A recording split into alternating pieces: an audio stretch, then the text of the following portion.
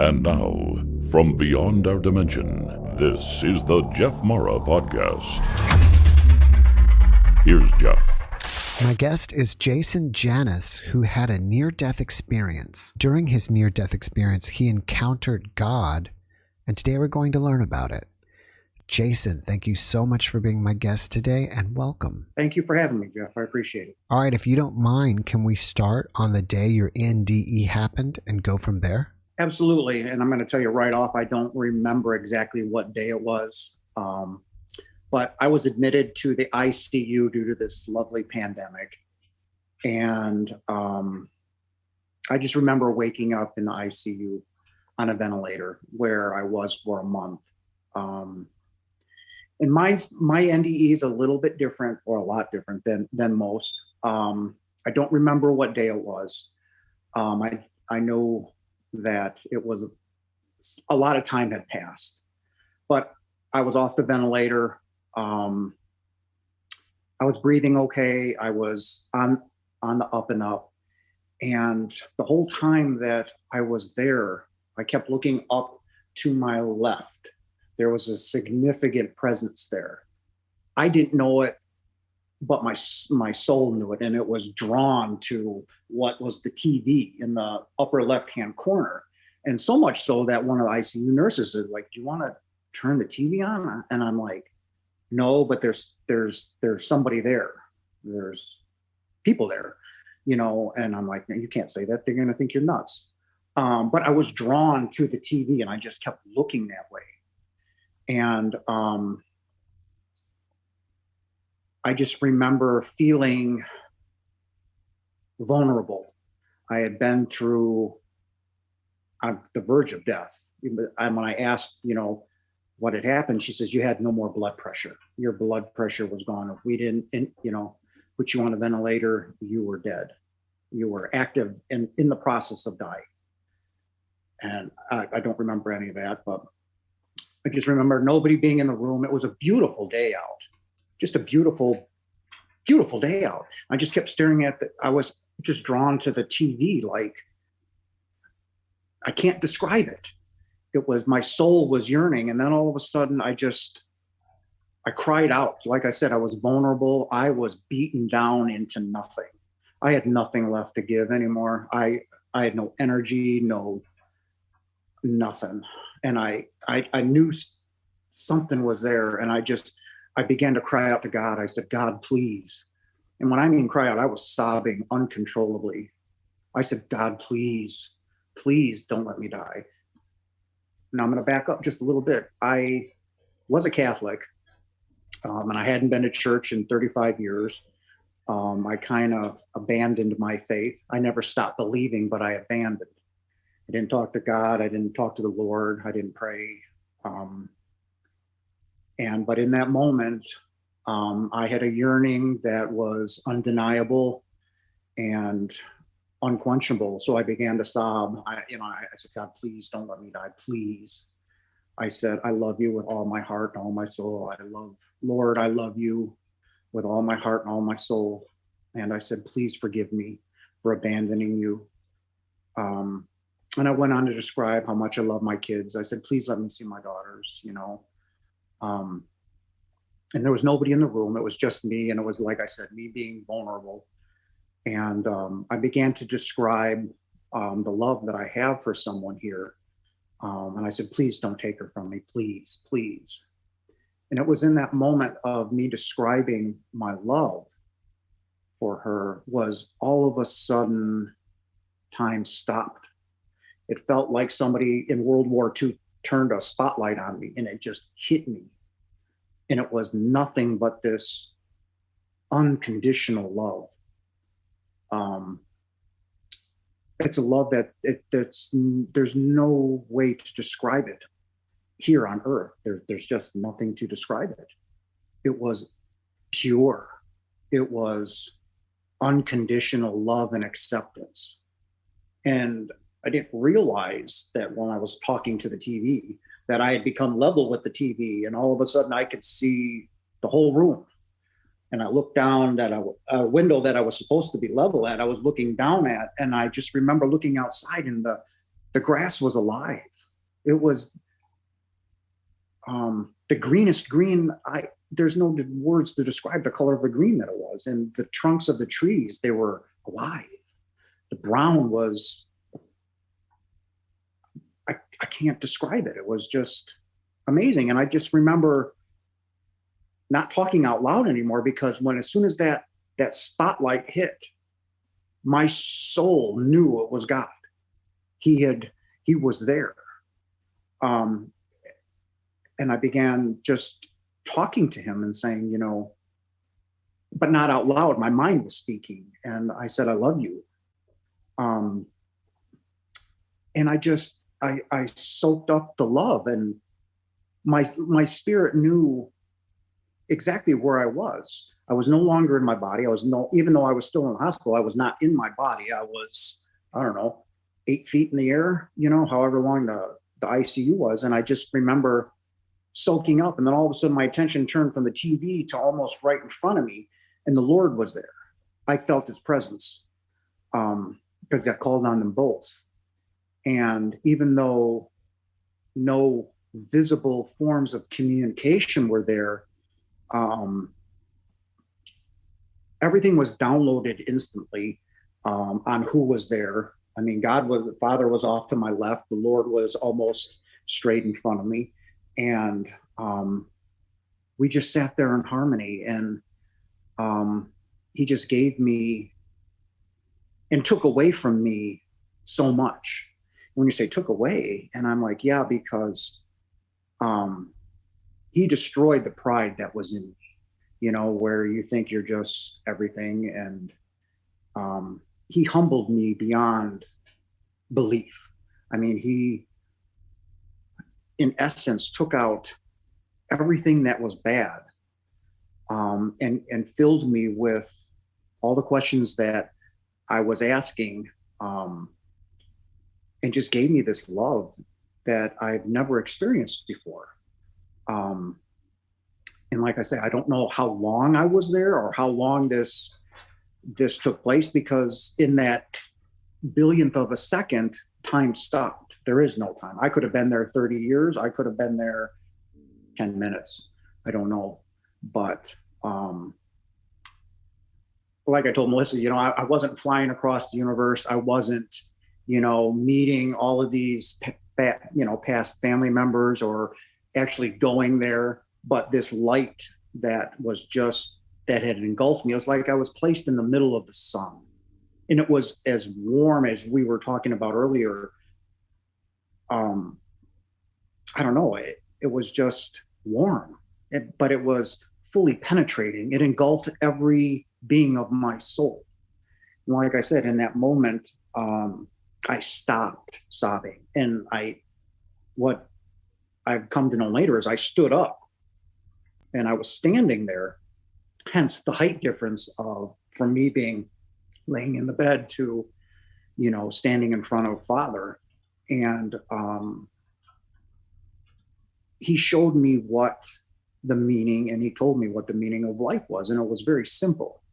And it's something that we all fail at, or a majority of us do. And our reason for being here is simply love. We are to love one another as we love ourselves. And that's something he also fixed in me, is I never found myself worthy of being loved, let alone give love. And he showed me how much he loved me. And when the Lord showed up, it was magnified even more. It was almost, I don't want to use the word unbearable, but it was, there's just no words to describe it. It was just, every part of my being was just now love. And it was a lot. And, when he did that, and he showed me that love, and he showed me what we were here for and why we were here, it was to love and to be loved, to love yourself and to have empathy for others. Because when he showed me the amount of love that he has for me, and in that moment, I'm not going to lie. It felt like I was his only son and his only adoration. And it was beautiful, pure, unconditional love. And when we look with disdain on others, or we put someone down, we're putting him down. We're putting, his son down, because we're created in his image. And if we're made of love and our spirits are light and energy, which we are to love and to give that love. And I failed at that my whole life. It was always the haves against the have-nots. Well, why don't I have this? It's not fair. And this, blah, blah, blah. None of that makes sense. None of it. It makes sense now, because it's an unrealistic thing. It's this physical world is nothing. We, everything that we have, a house or car or whatever we have, is nothing. And the Lord said that. He says, don't fall in love with the material world. This is nothing. And it's right. I've chased the wrong things my whole life. And he showed me how much I was loved and how much I am loved. And again, all of this takes place without your mouth ever moving. It is just, before you think of something, it's there. And like I said, I could see around the whole room. The door was over there. There was no one there. Beautiful outside. And all I thought to myself right away, it was like, wow, what a beautiful day to die. And I'm like, even though I asked not to die, I would have gladly stayed there.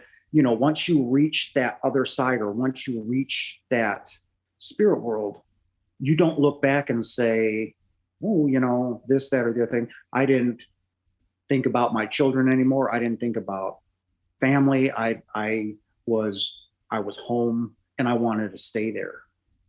And like I said, there was no sense of time or anything like that. It was just, the best way to describe it is like a nonverbal communication. It's just happening instantaneously. And I just remember telling Father that I loved him. I love you, and then when the Lord was there, you just become humbled. You are nothing of what you are in this materialistic world, and like I said, I wanted to stay there. I didn't want it to end. He fixed the problems that I was fixed. I was okay. And then while that was taking place, there was a little bit of downtime, and I just was just there in that moment. And then all of a sudden, two hands laid me on my chest. And I don't want to say push, but guided my soul back into my body. And I was instantly put to sleep. A sleep that I have never been in. It was deep sleep. I don't know how long I was out or whatever, but I remember when I did finally wake up, that presence by the TV was no longer there or in front of me, because that's exactly where my head turned to. I looked there, and there was nothing. No sense of being drawn there, or that's where Father was. The Lord wasn't there. But when I woke up, it took me a while to gain my composure, because I had two nurses, ICU nurses, we tried to wake you. We tried to wake you for a long time. You wouldn't wake. And I'm like, I'm fine. And I didn't dare tell anybody, because, well, who's gonna, in my head, I was like, who's gonna believe me? But I was just left with this love that, even when I told them, tell people, I said, I have so much of it. And I look at people now differently. I look at situations differently. This is a school that we're in. And that's one of the things that I understood when we were there, is that we chose to come here. We chose everything that happens in our lives, good, well, it's all good, anything that happens bad or hate or whatever is just the absence of God. It's the absence of love. And so some people can say, well, it's just an illusion. And it is, because we as individuals here in the mortal world, we allow evil or hate to creep in. It's not what God wanted, but he gives us a certain amount of free will to learn. And he doesn't look at it as anything, when we consider it a mistake as, well, you don't deserve to come home and, this, that, or the other thing. And he, it's a learning experience. And that's exactly how he looks at it. So like I was telling you earlier, I was a Christian Catholic my whole life, over 50 years. And when this happened, I didn't know I needed to talk about it. It was an overwhelming need almost I tried to dismiss it. I tried to put it back in my conscious. And even though I never left the hospital room, I never went anywhere,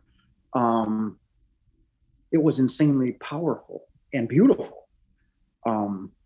So I reached out to my pastor. He wanted to talk to me. I told him what had happened. And he said, well, I would like, you to talk to confirmation students, and I would like you to talk to the parish, and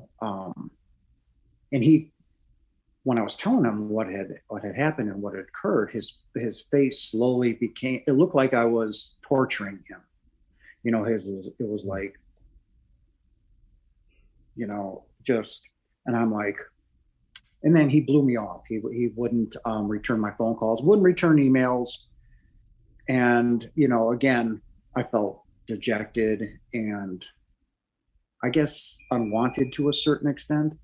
And then I realized, in the moment when that was happening, is God did not care about my religion. He didn't care one way or another that I was Catholic, didn't care. He just had nothing but unconditional love for me. And when I realized that organized religion is wrong and bad, because it divides people. When you talk to somebody and say, are you spiritual? And I do believe in God. I do believe, you can have a healthy conversation. But when you say, well, I'm Protestant, well, I'm, then it becomes a headbutt, and then it becomes a fight. And over what? God loves you. He loves nobody differently than, he just loves nobody differently. We are all the same. And it came to the conclusion that in order to have a relationship with our Father, you have to love him. You have to love yourself first, which is something that I never did. And I have a love for myself now that I just didn't think would be possible. And hence now my love for other people has grown to the point of where I don't even know what to do with it. And again, there was the thumb in my side saying, as he said, I want you to tell people I'm here. Tell people, and same thing with the Lord. He was like, I'm here. I am alive. I'm very much here. I see you. And that was the thing is, even though I wasn't actively dying and whatever, I called out to him. I called him and he saw me. He knew what was going on. He knew every little detail of what I was going through. And when I called upon him, he showed up in person. Didn't send angels, didn't send anybody. It was him, Father, and his Son showed up to let me know that not only may I love, but I see you. I know everything you're going through. I know your thoughts. And it was all just a download. Like when you download something from your computer, it just gets downloaded and it's just instantaneous. And that's when I realized I had been going at life completely wrong. And, I cut ties with Catholicism and began to realize that I was more of a universalist than Catholicism, because that speaks more to what our Father is, you know, which is love, love, love, love. Everything that our Lord talked about was love. And why was he sent here?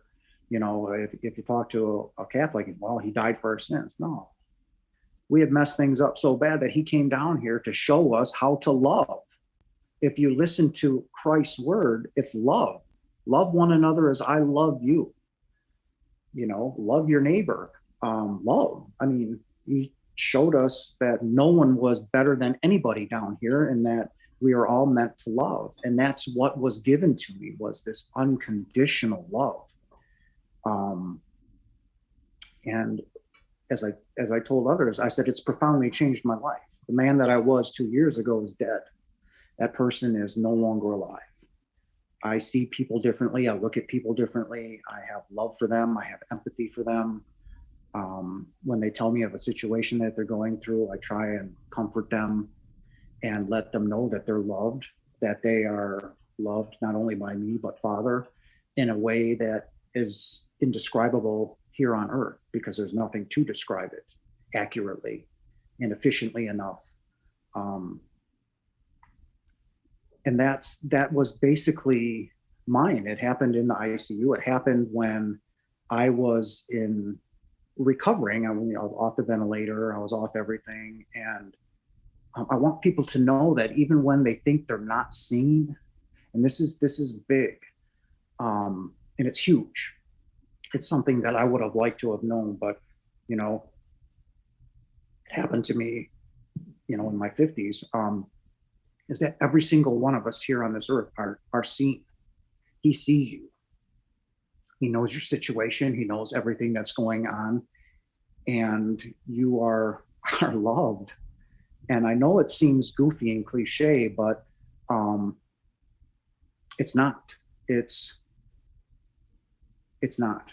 And as I was being, pushed back into, my soul was being, pushed back into my body, it was just one more intense blast of I love you.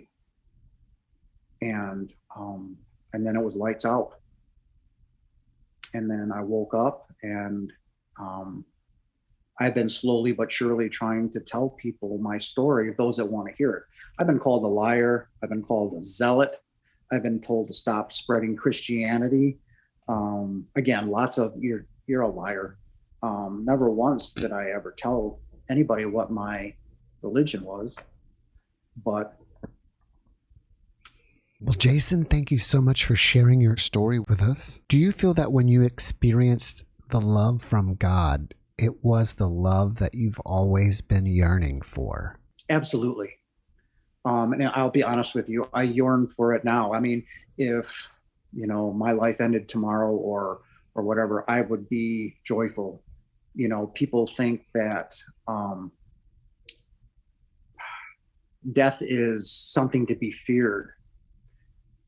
If God is love and he wants us to love, don't you think that even in our mortal death, this body, when it's dying, that he wouldn't make it beautiful or loving?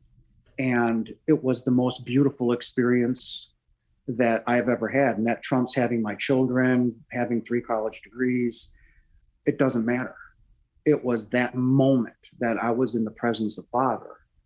And that love is something that I yearn for every second of the day. Like I said, it was the most beautiful thing, and it was the purest thing.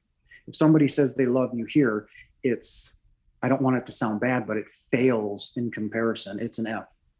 There is nothing to describe that warmth and love, and it's universal acceptance by the universe, not just Father and the Lord, but it's the universe is happy and full of love. And I wish, I could experience that again. And I know I will. And it's left me with no fear. So people say it's cocky. And I said, it's not cocky. There's nothing to fear, because fear is an illusion. It is something that we create, not Father. So I have this sense of it's not, like I said, it's not a cocky. I just have no fear, of anything anymore. Because I know we are all taken care of. I know where we come from. All of us here, including you, we're millions of years old. I mean, this mortal body may be 50 years old, but we're infinite, and we have been around for infinity. We chose at this particular point in time to come down and experience and to learn. Again, this is the school of life. We are here to learn, and Father and the Lord already knows we're going to make mistakes. We're going to stumble. We're going to fall. We're going to make some bad decisions, but we are universally loved. And that's something that I would like to press on to people, is that you are loved. And, don't look at it as a mistake or, an epic failure. Embrace it, look at it, learn from it, because that's what we're here to do. We are here to learn, and do our best to, go forward. Another thing that was given to me is we are, I wouldn't say allowed, but he doesn't want us to give up, when the tough get going, that kind of thing. He doesn't want us to give up. We always have to put up that good fight, and to just, when you just have nothing left anymore, to get up and to keep going forward, because again, he sees you, he knows exactly what's going on. And I've had a couple other things happen to me since I've been home, and I would say spiritually wise, I've been left in tune with the spirit world. So I'll be sitting here at home, I'll be cooking or whatever, my body will start to tingle.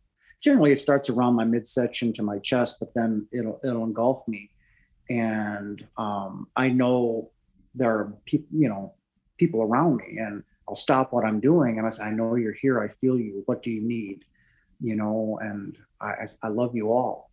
I know you're here because I can feel it. I've been in tune with it. It's like, when you plug something into the wall, and you feel that electricity, because that's what we are. We are nothing but energy. And some of us, after our NDEs, are still in tune with that. And I very much am. And I feel it happened to me last night. My body started just to tingle, and I know you're here. I know you're close by. And, when you're on that level, it's so comforting to know the love that is around you. It's amazing. And it's just left me with a sense of there's nothing to fear, nothing, because you are taken care of, you are loved. And then in your worst day, which all of us in a mortal body are going to have, we are going to die, but you are going to have the most beautiful experience of, transitioning from Earth to going back home. Closely after your experience, did you find yourself in depression because you knew that you were not surrounded by that love anymore and you were trying to get back to it? To a certain extent, I still am, because I didn't have anybody to talk to right away. And a couple of people that I talked to was like, shut up, you're still here. I'm like, how do you try and describe it to somebody that one may not believe it or care to, I guess. So I was left all alone. And again, I was yearning for going home, because this isn't home. This is just, when we ship our kids off to school, they go to school. Okay, well, we kind of shipped ourselves off here to go to school. And, not many of us get to experience going back home and then coming back. Maybe there's 2 million of us out of almost 5 billion people on the earth. What is that? 1%, 1.5% of us get to experience that. I was very depressed, and I just laid there for the longest time, and I was like, why? I kept repeating to myself, well, why did you ask to not die? Why don't, because when I was in that moment, when I was there, I didn't care about here anymore. It was, you already know instantly that everything is okay. Your kids are going to be okay. Everything that's going to be here is okay. And you just know that you're home. And that's, I don't want it to sound bad, like I want to die. I don't, but I want that feeling again. I want that love, and I know it's coming. It's going to be back, because we're all going to go home. And it's a feeling that once you have it, even though it happened 2 years ago, it feels like 30 seconds ago, and I can feel it. My spirit is alive.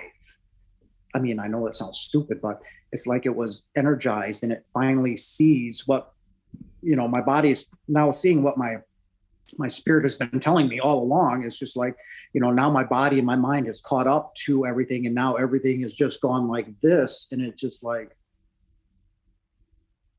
I want it. There's nothing on this earth that will ever come close to that feeling. Only Father's love can give you that. And yes, I was depressed for a long time, trying to make sense of why I really came back. So, did you say that Jesus was also in the room with you? And if so, yes. Did you have any interaction with Jesus? No, not in the sense of like, you and I are here. It's like when I was drawn towards the TV, it was Father, and then when I was in that moment, when my spirit left my body, and I was, I want to say level with him, but, up there, all of a sudden I felt a very strong presence right in front of me. And I turned directly from Father to the Lord, and my spirit knew it was him. And I knew I was safe. I knew I was secure. I knew I was loved. And I told the Lord that I loved him, and I got, the response, that my spirit needed from that. And again, it wasn't a verbal conversation. It wasn't like, I'm now in the heavens or whatever. It was, I don't know how to call it anything but that. I mean, I wasn't in my body. I was still in the hospital room, but Father was to the left, Lord was to the right, in front of me. And it was a three-way communication of love. It was just a circle of love.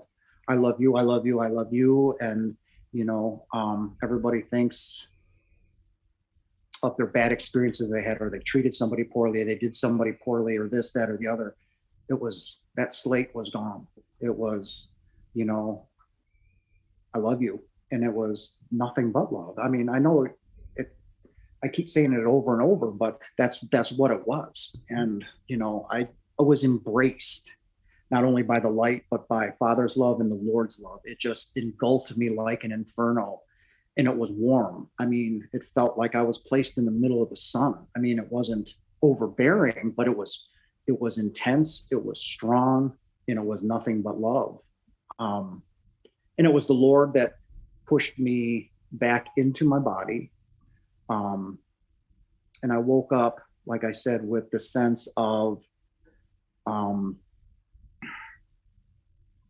an unbelievable knowing and confidence, and an unquenchable thirst of love for everyone. And again, the reason I'm doing this interview with you is because, it's something that he told me. He's like, I want you to tell people I'm here. Let everyone know I'm very much alive. And again, that I see you. You are, you're seen. I'm seen. Everybody is seen.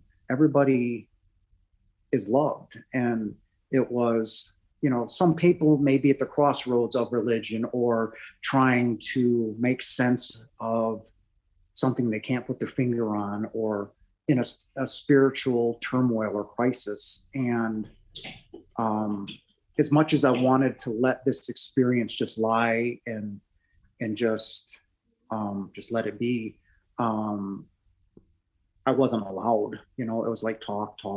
And after I got done doing another interview, I felt this unbelievable sense of love again, that it has just come. It's constantly there. It's just, the Holy Spirit works in ways that you will never understand, and I was given that opportunity to not only see that, but feel it as well. As that, when you may not know what he's doing or what's going on or how to perceive it, but it's all out of love, and I yearn for it every day, every second of the day. Can you recall any of the questions that you had for God and the answers that you received? They were all about, and it's so weird to even think about it, because it's instantaneous. It's like the meaning of life, why are we here? And again, here we go, love. Like I said, we chose to come. It's an experience that it's kind of like a school lunch line. We're standing up there and we're wanting this experience. And, it's kind of like signing a contract, like when you buy your car or your house, right? We sign a contract. We say what we want to do, and we're going to do this. And this is all that was given. And we sign up for this. And then, the time comes, we choose our parents, we choose what's going to go on, and then we're in the mortal world. So when he shows you this, not shows you, but it's an instantaneous thing. It's simple. We're here to love, and you're here to show love and empathy and caring. And as I love you, as Father said, and it made life here easy. Because if this is what we're meant to do, then, it doesn't matter what kind of house you're living in. It doesn't matter what kind of car you have or the kind of clothes that you have on. It doesn't matter. It doesn't mean anything. What matters is, did you talk to that homeless person when you walk by? Hey, are you okay? Everything okay? Or somebody got in a car accident. Like I've stopped a couple times. I've seen, are you okay? And you can see the relief and the love on that person's face when there's somebody cares. Like, wow. He just showed me or told me that the meaning, of life is love. And that was it. We choose this experience. We chose what you have going on, what I have going on, the neighbors, whatever. It's our choice. And like I said, we have a certain amount. Everybody says, well, it's God's will. No.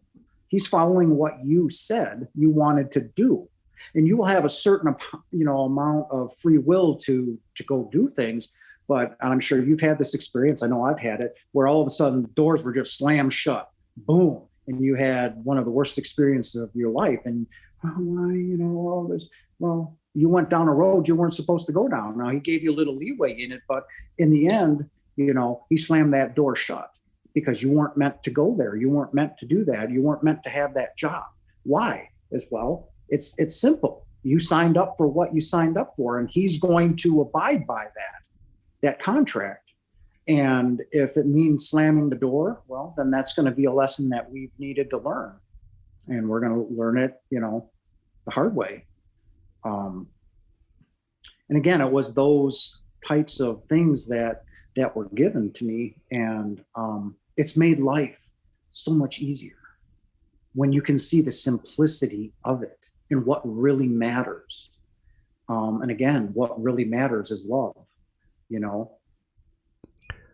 it's so simple. When you were out of your body, did you feel like that experience is more real than normal everyday experience here on Earth? Absolutely, because you are in tune with the universe, not just Father, not just the Lord and everything else, but it's an a universal thing, it's freeing. This is a weight. This is dead weight to me. And I feel like it every day, that this is just, it's heavy. It's like wearing iron chains compared to the freedom of being out of your body. This is just, we're forced into a vessel, and this is where you stay until, you go home. And to me, it's like dead weight. It is constricting. And it's just, it's just something that I want to get rid of, because, you're free when you leave your body, and it. Like I said, I was in the midst of uncontrollable sobbing, and in a billionth of a second, I knew where I was, I knew who I was with, and I could, like I said, without looking, I could see the door, I could see all the instruments behind me, and it's just freeing, it's liberating, and you just realize how, I just want to say it, how old you are, how infinite you are, that time and space are all one. You are all one, and you're a part of that. And then to be confined back into this, it's hard. Because what's there, what's out there, I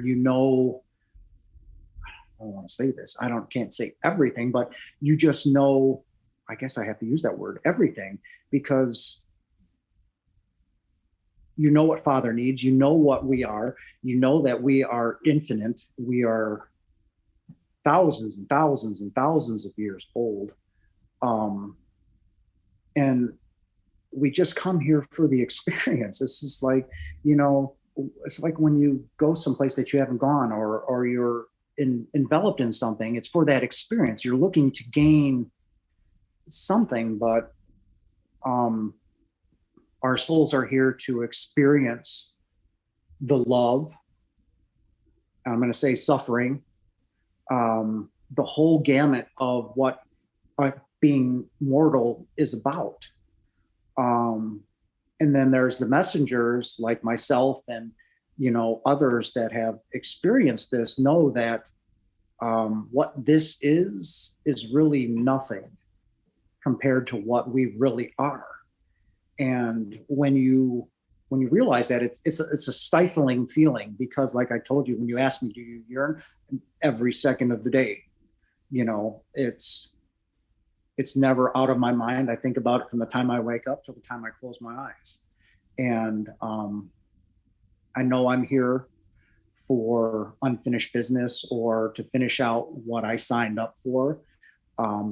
We don't know what that is, but that's why infants die. That's why somebody will die when they're 17, 32, 50, 102, whatever it is that we need to do. When that moment comes, anything after that, will be your transition into going home. And it's beautiful. Was it revealed to you why we suffer so much on Earth? Yeah. It's the absence of love. It's the absence of what God is, our Father, which is love. And I briefly touched on it, it's like, we have that contract. So when we go down a road that we're not supposed to go down, it gets shut down. And those fearful experiences, those types of pain and suffering that we're talking about, is because those individuals are lost. Like I said, I allowed evil to creep in, and evil is just the absence of God. If God is love, then why would we have bad experiences? Well, we allowed that experience to consume us. We get lost, so to speak. And then when we become lost, Father doesn't intervene in there, and you're like, well, why? Well, there's that sense of free will, and he's going to allow that to, as we say down here, with say mass shootings or all the COVID deaths or whatever's going on, again, it's a learning experience. And those certain individuals are just lost. They've shut out the light. They've let the darkness consume. And, when all of us have had that experience where, when I was really depressed, when I was finally able to come back home, and I looked around and I'm like, what is this? This is, you become fearful, you become angry, and others, when I began to process it and realized, I finally, for the first time in my life, fully submitted myself to Father, and unconditional. Like, I am yours. I love you. This is my heart. It's yours. I will do your bidding. I will do your will to the best of my ability. And those individuals, who suffer are lost. And it saddens my heart when I see it. And I just want to reach out and just hug them and to look at somebody in the eye and say, you are loved more than you could ever possibly understand. And, I just want to say, talk to Father, talk to God. He sees you. He hears you. He knows your thoughts even before you're going to say it, and I just say, turn to Father, talk to him, have that relationship, and submit yourself. In ancient times, giving your heart to someone meant you subjugated yourself, you submitted, and when you can do that and realize your spirit is yearning for Father and home, there would be no suffering. If everybody were just to have that love and empathy, everybody would have a home, everybody would have food on their table, nobody would be murdering anybody, nobody, everything would be this. And you have those that unfortunately choose not to believe and just become lost. And that's really what it is. People are lost. And if you turn to God and you turn to the Lord, you're choosing love. And if, love is there, then you have the light, and light will conquer all dark. And when you have that, nothing can go wrong. What do you think inspires you the most about your experience? It took me a while to realize it, but how much I wanted to share this experience, because if I would have kept it to myself, it would have been selfish beyond measure. Because like I said, there's somebody out there that may watch this interview that may be struggling spiritually, that may be stuck in a corner and say there is no way out. And if this can help that person, and to know that they are loved, to know that they are seen, they are heard, that, it may change their perspective on life. It may be, a relationship or work or whatever. I felt if I wouldn't have done it, other than, the thumb in the side saying, I'm here, talk, it would have been brutally selfish to hold that to myself. Because I do want people to know how much they're loved, not only by me, but by God, by the Lord. And that you are valued. What you say matters, what you feel matters, and that you are not alone. And like I said, I have become a messenger. It wasn't by choice. I didn't say, I'm going to sign up for this. It's like, some of those things that I struggle with was, as you always hear, survivors, why me? Why did you choose me in Wisconsin, in, wherever I'm at? And, why not somebody else? Well, I didn't get that choice. I didn't get that. It's just, you are chosen. You are my messenger, and I want you to let everybody know I'm here. I love you. I love everyone.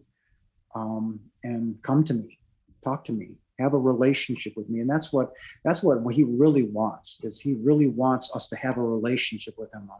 When I mean that, I talk to him daily, and I'm not just my morning prayers.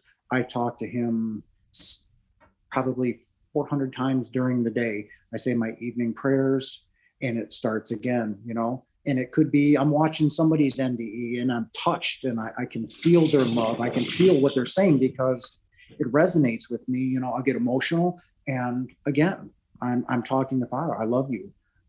I feel you in ways that I never thought would be possible. And again, that's something that I can't describe. It's just something inside of you that is just alive and in tune with now home. I mean, it's an amazing thing and it's a beautiful thing, but sometimes it becomes, I don't know, like a weight, like a burden. But it's not a burden, it's a gift, and I constantly have to remind myself that he's given you this beautiful gift. He's, you're a teacher, go out and talk. And sometimes, in the beginning I was scared because like I said, I've been called a liar so many times, and I'm like a zealot, and I'm like, really? And I'm like, well, and then I got mad, and I was sitting there talking on the couch, and I stopped what I was doing. I said, see what I tell you? I said, nobody's going to believe me. Nobody cares because, and I told you, and if I want to go into biblical scripture, the Lord said, for all those that persecute you in my name and Father's name, you will see the kingdom of heaven. And I said, well, I became frustrated and, like, what do I do? And then, calmness came over me, and it was just like, pray. So, instead of, what normal people do is just call people names or do this or fire back some insults or whatever. Instead, I said, I love you, and you know what? I forgive you, and I'm going to pray for you because God loves you. Okay. And he wants you to know this. And if you don't want to hear it from me, that's fine. But I'll pray for you. And that's where I've seen the biggest change in me was like, instead of firing back insults or whatever, it's just like, okay, all right, I get it. I'm sorry. You feel that way. I love you. Father loves you. And you know what? I'm going to pray that someday, somehow, some way, you will see the light and the love, which is God. After watching this podcast, people may want to reach out to you and ask you questions or chat with you. Are you open to that? And if so, how should they reach you? I would be more than happy to talk to anybody that, would like to reach out, because like I said, somebody may be on the verge. It's like, I'm in the middle of deconstruction. I've left Christianity. And again, I feel now sometimes that and this is ongoing right now, that I feel like I abandoned God again and the Lord. And that is just from organized religion pumping you full of fear and full of this and full of that. And so while I'm deconstructing myself, I have to realize, no, I follow the Lord and I follow God, and I follow his example and what he is in his love. And if people, I can't turn anybody away that may be on that cusp of whatever they're going through, and they need that that soul searching, that conversation that you and I are having. Because, you can text somebody and you don't get the feeling or the emotion. You see words, but when somebody can reach out and talk to you and see this podcast and see the love, see the authenticity of what we're talking about, I can't turn anybody down. So the best way right at the moment, if they want to, contact me, would be to just do it via email. If they want to progress and like to talk or video chat, I would be more than happy to. Do you want to tell everybody your email address? Sure. No capital letters. It's just my first name, Jason, then _ again, no capital letters, Janas, Janas, @yahoo.com. And the best way would, so it reaches me, is just put, NDE and, your name, Jeff, so I know who they are and that they watched the video and that they just have questions. And I expect a certain amount of animosity or people that, again, you're just a liar. or you're this or that. And I get it, you know, and I'm not going to get angry by that. It's, again, like I said, sometimes people just get lost and, you know, or jealous because, you know, they've been yearning for that their whole life, or they've been, you know, trying to get to that moment. And the only thing that I can possibly say to them is that most of these things, if you not listen to everybody's, including my own, because I was physically in the process of dying, and that's when my encounter happened. And even though I was out of harm's way, I still went through that experience, and that's the only thing I can think of. So, you know, a certain amount of animosity or, you know, disbelief, you know, is going to come, and that's okay. All right. Well, before we finish up, can you leave us with one last positive message? Everybody, God loves you in ways that are indescribable here on this earth. You are loved beyond measure. You are seen. You are heard. And I love you. Father loves you. The Lord loves you. And my message would be to everyone is just get rid of everything that's not God, and that's hate, you know, disbelief, you know, darkness, because God is light and love. And the absence of any of that is the absence of God. And just know that you are loved immensely, and just try and reach deep in your heart and get rid of all of the negativity and the hate, and just let love consume you. And that's what I would have to say. Well, Jason, thank you so much for that message, and thank you so much for being our guest today. I really appreciate you, and I wish you the best. Thank you very much for having me, and God bless. Thank you, and God bless you.